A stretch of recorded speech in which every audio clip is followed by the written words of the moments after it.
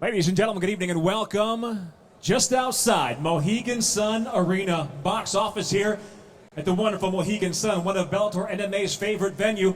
We welcome you to the press conference for Bellator 170 happening January 21st, 2017 at the Forum in Los Angeles, California. It'll be on at 9 p.m. Eastern Time, live and free on Spike. We are going to move forward with today's press conference by first introducing the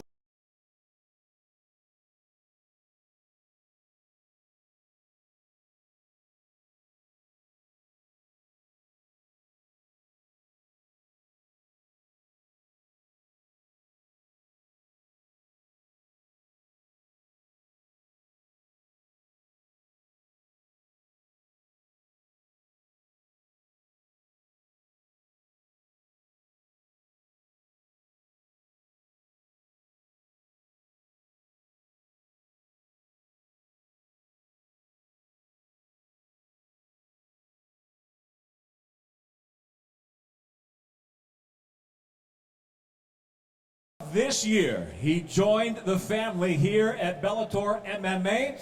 He proclaimed he'll fight anyone at just about any weight class, but I believe he's got the fight he most wants. A long history with this battle, and we'll talk about that as we go forward. But please, first welcome again the newest member of the Bellator family. He is the American gangster. He calls himself the bad guy. This is Chael Sonnen.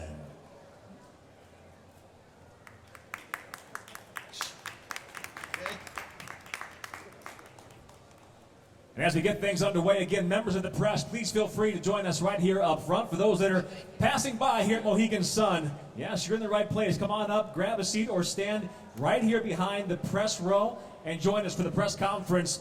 We'll allow our three gentlemen to get settled in as we can remind you. January 21st, the Forum, Bellator 170 kicks off a great 2017. It will be the 2017 premiere in the main event. Sonnen versus Ortiz, a long time coming. Going back to the college days, the rivalry, and now, finally, it's coming to us. From Bellator MMA, again, live and free on Spike. Let's open it up right now for opening remarks. We'll go first to Bellator President, Mr. Scott Coker. Great. I'd like to thank the media for attending today, not only here at the Mohegan Sun, but also worldwide. We have questions being asked from all over the world for these two gentlemen. I'd like to also thank Spike TV, which is the home of Bellator, as everybody knows. I'd like to thank Kevin Kay, the president of Spike, for believing in mixed martial arts. If it wasn't for him, mixed martial arts wouldn't be in the place that it is today. So we have to give Kevin Kay, a lot of thanks for continuing to support this MMA product. I'd like to thank a couple of our sponsors, Light Beer from Miller, Dave & Buster's, Boost Mobile, Monster Energy Drink, and also I'd like to thank Blackheart Rum for sponsoring this event here at the Mohegan Sun. For Bellator, it's been a great year. 2016 has been our international expansion year. We went to 5 international dates this year. We're going to be going to 5, and next year we'll be going to 7 international dates. As well as free agency. If you look at the free agents that Bellator has been successful in signing, started with Phil Davis, Benson Henderson, Matt Mitrione, Roy McDonald, and now Chael Sonnen. So the company is continuing to grow. We are committed to building this into an organization that's not just domestic but worldwide, and I think there's great things ahead. We're going to have some more signings here in the next couple weeks. We're going to be excited to announce, and this roster is getting very robust, healthy, and we're looking forward to putting on some great fights for you guys in 2017 and beyond. Michael, back to you. Thank you, Scott. Hey, for those that just joined us, hey, welcome. Come on up, grab a seat, or stand right there behind the cameras. For those that are joining us in the live stream, you're joining us in progress. The press conference for January 21st, Bellator 170. Opening remarks from Mr. Scott Coker, taken care of. For those members of the press, please, if you will, formulate your questions after opening remarks from our two fighters. We'll go to you, the members of the press, for any questions you may have. For those online, we are monitoring our social media sites for Bellator MMA and Spike, and we will take questions from our online social media resources as well. So now, let's hear from our two fighters. First, we'll hear from Southern California's very own MMA Hall of Famer, Mr. Tito Ortiz. Well, thank you for everyone coming. Scott Coker, thank you. Richard Cho, thank you once again for putting this fight together. This is something, I guess, everything happens for a reason. I'm very excited that Bellator has done this. Spike TV has put this together at the Forum. It's going to be an opportunity for a lot of fans to see something I've always wanted to have for redemption. You know what they say? Always imitate it, but chill, never duplicate it. Finally, he comes in with the suit instead of flip-flops and sandals. I guess you're used to doing that. He says he's here to replace me. Can't replace a legend like me. I'm gonna smash him, let him move on, let Vanderlei smash him. I'm just gonna do something that all the Brazilian fans want to see done, and that's being him smashed into the canvas. And on January 21st, it's gonna happen. I've done the work so far to this point where I kind of got to slow down a little bit. Over the last 3 years, I've been putting in time with Bellator. They've been treating me nothing but respect. I'm very, very thankful. I have an opportunity to pay back somebody who beat me on my birthday. This is a 20-year reunion. I'm very thankful for either the big man upstairs giving me the opportunity or just the strength of my mind through the surgeries I've had to continue doing something that I love to do, and that's compete in the cage. And on, like I say, January 21st, 2 days before my birthday, I'm going to redeem myself. And I'm excited to do it. Thank you for having me. Tito, thank you very much. Now let's go to his opponent for January 21st at Bellator 170, live and free on Spike. Again, Bellator's most recent signee to the Bellator family, Chael Sonnen. What's happening, guys? Thanks for bearing through that. That was less painful than I thought it would be. It never ceases to amaze me that for a guy with such a big head, he has so few ideas. It's like a huge warehouse that stores nothing but a little Tonka truck. And every time Tito's talking, I can see the little gerbil running around the wheel, trying to get things going. He's up here thanking everybody, and I'm up here to tell everybody you are welcome. The biggest signee, the greatest fighter of all time, and I will give you a spoiler alert right now, even though I want you to all tune in on January 21st, but 15 minutes after I walk that cage for the first time, it's going to be one more in the win column, one more for the highlight reel, and one more for the bad guy. Greatest of all time who never won a championship. Wow, that's amazing. Guy, you're so full of yourself. Your head is about as big as your arms. I just actually used see your that right one. arm. You're taking my lines now. You know, guys, I was at craft services with Tito a little bit ago. I threw an orange at his head. It stopped a foot before his head and started circling it like in orbit. Well, you actually must have been confusing yourself because I wasn't at craft services. I was actually enjoying my steak at Jordan's Steakhouse. Oh yeah, I forgot. You're still on the pension plan. Gentlemen, thank you very much. Our opening remarks for those members of the media and the press, will throw it to you for questions, show of hands. We have a microphone that'll get out to the members of the media. If we have a question, we'll go to our members of the press here on site first. Go ahead, sir. Hey, Carwall from Proof Media. Question for Tito. You say you're excited. You seem really upset, and I know you're mentioning the history you guys have, but is your anger like the biggest motivator that you have? Because you seem really worked up. You know, I've worked really hard in this business of mixed martial arts over the last 19 and a half years to mold the future of my children, mold the future of my family. And it's been through the financial side of it because I've tasted what dirt tastes like. I've tasted of being broke. I've been on the dumps. I've been lived in motels when I was a kid. I never want that opportunity for my children to ever see any type of those things, any type of drugs, any type of thing of that nature. So I've worked hard at this. For him to talk about my car getting repoed, him saying the things he has that I'm going broke, I take that very personal. I'm a person who's been fueled on emotions. And any fan who's ever been around me with any of my fights, I think I'm the only fighter who'd go out there in the Concord and sign the autograph the day of the fight because I am in love with my fans. My fans are there for me over the last 19 and a half years. For this clown to come in and literally clown, I didn't have to dress up him for Halloween. This clown coming in saying the stuff he is, I'm glad he doesn't fight as well as he talks. Every time he talks the way he does, that's what gets him the fights. And Chael, you're welcome. You're getting paid from me. You're welcome. I accepted the fight. The only reason I accepted the fight was because I seen an opportunity to get redemption. And you are correct. I am pissed. And this is what fuels me. The image I had of the bad boy, now you got an imitation of the bad girl, the bad guy.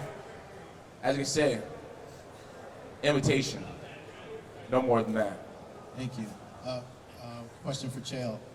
While you were away, you weren't inactive. You were doing a lot of submission-only tournaments, Matt Morris and things like that. You said you were going to put one back in the win column. Are you looking to win by submission because of what you've been doing while you're away from MMA? I have been working on submissions. Look, as soon as they say go, I will. I'm going to jump on him from the start. And I don't know what's going to happen, man. I'm not a bully. I don't know for sure that I can win this fight.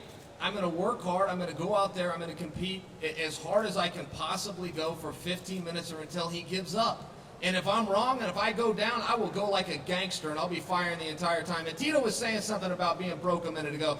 Is anybody here driving past the homeless shelter on Bingo on their way home? Could you give Tito and his big head a ride? Wow. He lost his wheels. Could anybody help out? That'd be appreciated. I never known of a gangster who rats his friends out on a real estate scam. I heard you say that. That's amazing. I heard Keep you say yourself that. out of jail? I resent that. When I grew up, and I was a part of a gang when I grew up, you would have got stabbed in the neck for ratting somebody out. Yeah. A rat like you, I think for this fight, I'm going to bring you a big block of cheese so you can feel him nibble off that for a little bit. I'm on your side on this one. That's not accurate. That's amazing. The American gangster who's a rat. Ah. Wow.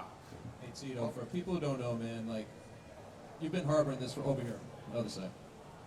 You've been harboring this for a long time, apparently, just going back to a previous encounter, and a lot of people don't know the backstory to this, why you harbor this kind of animosity towards him, but what exactly happened? Why do you feel this way about him? Well, actually, it was, like I say, it was 20 years ago. We wrestled in college, Division I. He wrestled at Oregon University, the Ducks. I wrestled at Cal State Bakersfield, the Roadrunners. I wrestled 190 pounds. We dual meeted up in Oregon on my birthday, and he moved up to my weight from 177 pounds up to my weight at 190. I went for an underhook, hit me in a headlock, and put him in my back and pinned me on my birthday in about 30 seconds. And I felt I had so much more to prove. So you know what? I went on to my career. I became the first light heavyweight world champion, defended it for 5 consecutive times, and I was able to make a very luscious and successful career out of what I've been doing over the last 19 years. And little does he know that I kind of pulled him to the side at one of the fights prior to his Anderson Silva fight, and I said, keep talking. You're going to get yourself in bigger fights. Keep talking. I was trying to build him so his name becomes bigger, so this opportunity can come about. Little does he know that this stuff actually has been pre-planned. Either in my own mind, of my big head, my big head, so I should have actually a really big target for you to hit, if you can hit. But it's been predetermined in my mind what's going to happen. As he says, he don't know how he's going to beat me. So there's a sign of doubt. And that sign of doubt either comes from the steroids he used to do, or he still does, either one, or just the weak mental mind that he has to even do the steroids in the very beginning. Steroids is a sign of weakness. Steroids is a sign of a mentally weak person who can't successfully push himself through the hard, long days of training as an MMA fighter that I've been doing over 19 years. I've gone through 8 major surgeries, 3 neck surgeries, a back surgery, 3 knee surgeries, a reattached retina, and I'm still doing this because I love it. I'm doing it because Scott Coker, Bellator, Spike TV, Viacom have my back and respect me the way I've always wanted to be respected. And to me, number one, and he talks about gangster, I've always learned respect is something you always want to learn. And that's a huge thing in my family is respect. And I've got my respect here. And on January 21st, I'm going to beat the respect out of him. Joe, what do you remember about this encounter? I mean, what did you take from that? I didn't take a whole lot. It kind of went down the way Tito said. We ended up matched up. The match didn't last very long. I come at this from a competitive standpoint. Man, I was fighting at the dog park, and I was watching Tito Ortiz being the world champion. They were putting the belt around his waist, and I was jealous. It came from pure jealousy. When I finally got my chance, I told anybody that would listen, I'm the best fighter in the world. But I was the best fighter a lot longer than I got my opportunity. I could have beat the guys from his generation. I could have beaten the Ortizes and the Liddells. I could have stopped all of these guys, but I couldn't get in there. And I was jealous of what he did. I was impressed by it. Tito says, I've got doubt. Sure, of course I've got doubt. I don't know what's going to happen. I'm not some bully on the playground that chooses fights I know I can win. This is a rough dude. I understand all of that. He's got positions I don't want to be in. I understand all of that too, but I will fight anybody, anywhere, at any time, at any weight class. When I started fighting, we didn't have weight classes. We didn't have gloves back then. If they want to bring a scale out and have you step on it the day before, that's fine with me. but eventually my music's going to hit those speakers, and I promise you, I will make that walk. This is a question for both you guys here, Tito, Chael. You've done it all. You've made money, you've won championships, you compete in the biggest fights. Why do this? I mean, you guys have both had major surgeries, broken bones, gone through the ringer. What makes you still love this sport after each of you guys have been doing this for a decade plus? You know, I think it comes down to the gym. When I'm in the gym and I'm pushing myself, when I go back home and I look in the mirror and I can be honest with myself that's saying, you know what, I never quit. I never doubted myself. I never said I couldn't do it. I don't want to be 50 years old and looking back going, damn, I wish I would have did it just for one more time. I want to get people at home who are sitting on the couch, for our troops that come back from war and have doubts in themselves of going, I can't do this because I'm missing a leg. I can't do this when I'm missing both my legs. I can't do this when I'm missing my arm. I can't do this because I had back surgery. I can't do this because I have eye surgery. I want to give them something to grasp of a motivation of going, you know what, I have a possibility to do this. Not only our troops, but just America in general, or anybody in the world, knowing that, you know what, your mind's more strong, a lot stronger than what you think it is. You just got to push yourself in those positions. And that's what I've done through my career. That's why I love doing this. And someone like Chael to call me out on national television, flexing his one big arm, one skinny arm, cool. I have my opportunity. And as Richard Cho said, everything happens for a reason. Seems like everything just falls into place. Either it's God, either it's angels, or either just Scott Cook is doing an amazing job as he's always done to make this fight happen.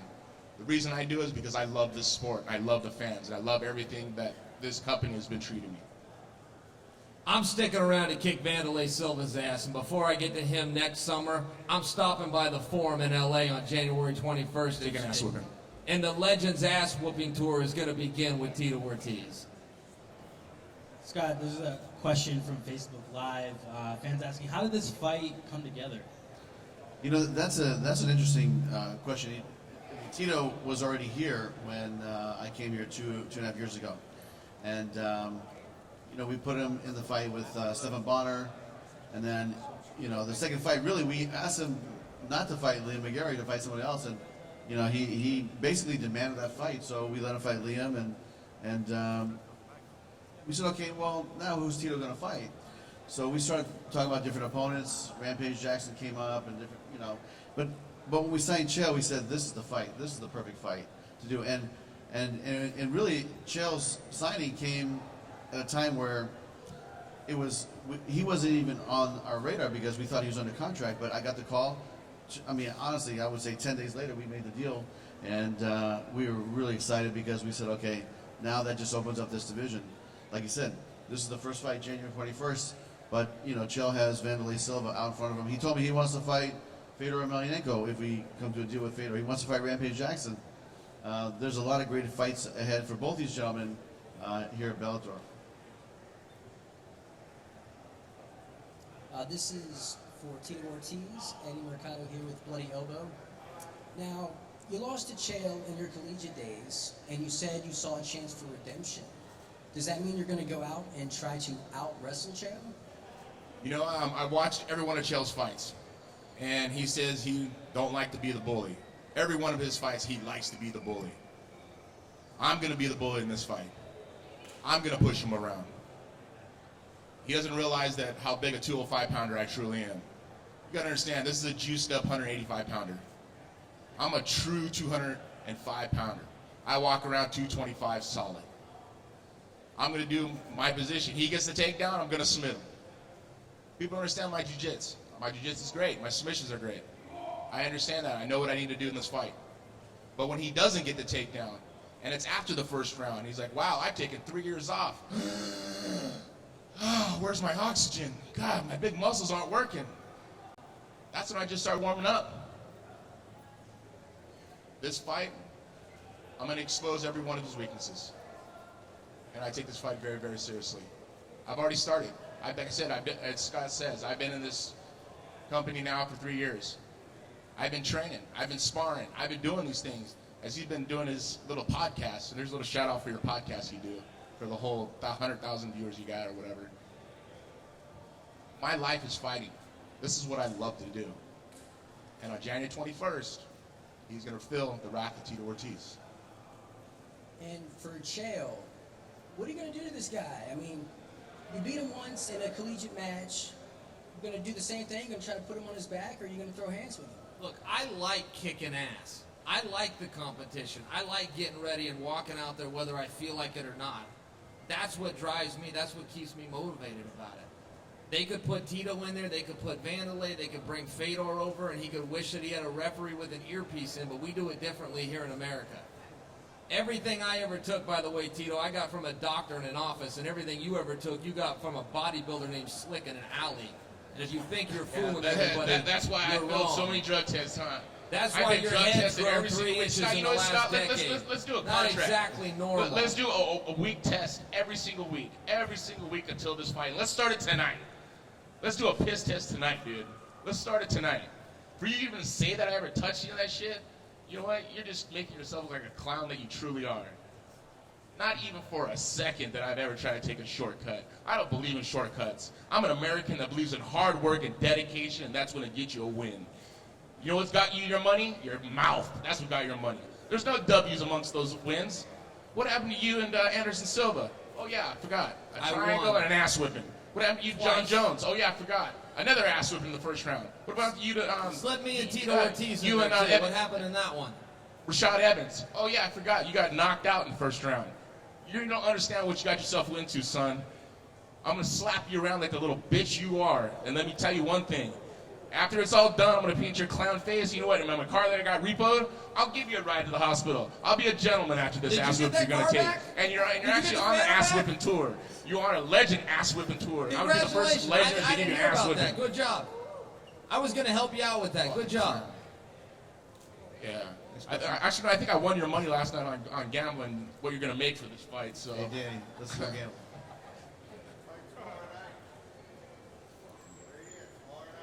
All right, gentlemen, for those that might have just joined us here live or in the live stream, I think the it's a press fucking game. This ain't no conference game.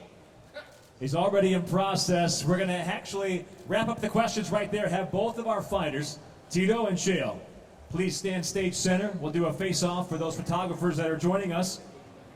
A photo opportunity again, the face-off on center stage. The American gangster, Chael Sonnen, and the people's champ, Tito Ortiz, getting set. Bellator 170, January 21st, 2017, the Forum in Los Angeles. Tickets on sale now.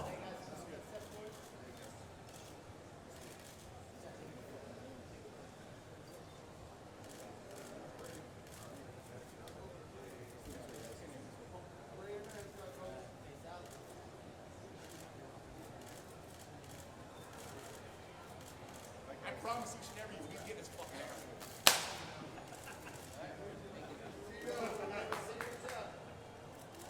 Ladies and gentlemen, we thank you for joining us for the press conference for Bellator 170. How about a nice hand, if you would, please, for Chael Sonnen, Tito Ortiz, and Mr. Scott Coker. And again, they're fighting in light heavyweight. As you know, tomorrow night here at Mohegan Sun, light heavyweight title is on the line. Mr. Wonderful Phil Davis challenges the champion, Mr. Liam McGeary. It's happening right here tomorrow night and live and free on Spike. Bellator 170, Sonnen and Ortiz, live and free on Spike, January 21st, 9 p.m. Eastern Time. So tune in again live on Spike. Tickets at Ticketmaster.com or information at Bellator.com. Hey, thank you for joining us for the live press conference here at Mohegan Sun and on the live stream. And again, don't forget, tomorrow night, Bellator MMA from Mohegan Sun live on Spike, 9 p.m. Eastern Time. Thanks again, everyone.